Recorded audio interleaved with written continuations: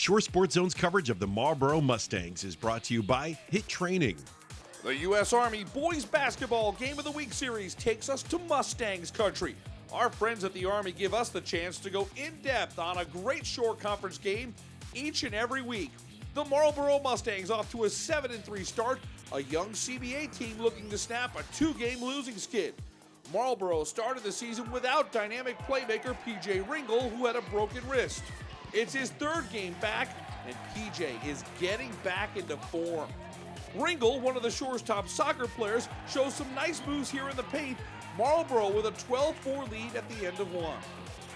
Second quarter, Brian Levine threads a beautiful bounce pass to Dylan Kaufman. The sophomore has been a huge impact in the paint.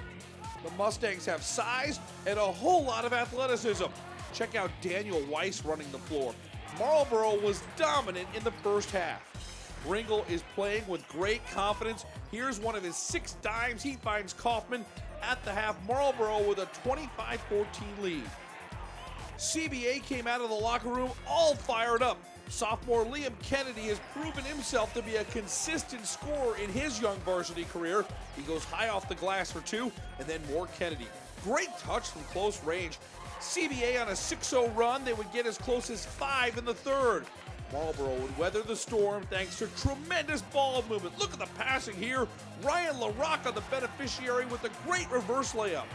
And Daniel Weiss, he is a confident three-point shooter. He led Marlboro with 13 at the end of 3. The Mustangs build the lead back to 9 at 35-26.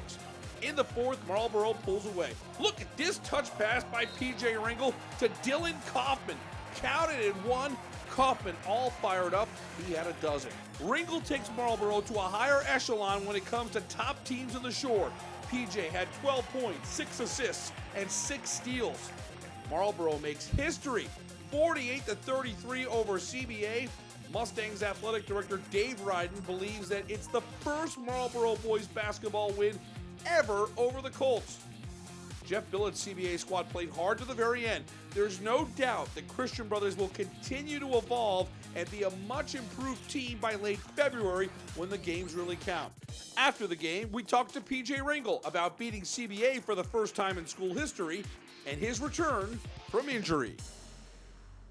We beat CBA for the first time ever, first for everything, but it just means we could battle for a share of A North, which is something we haven't done since 1971, so that's what we're playing for right now.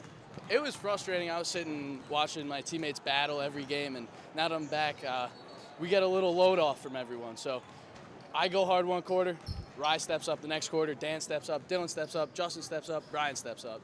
So that's what we got. For more Jersey Shore sports, log on to shoresportzone.com.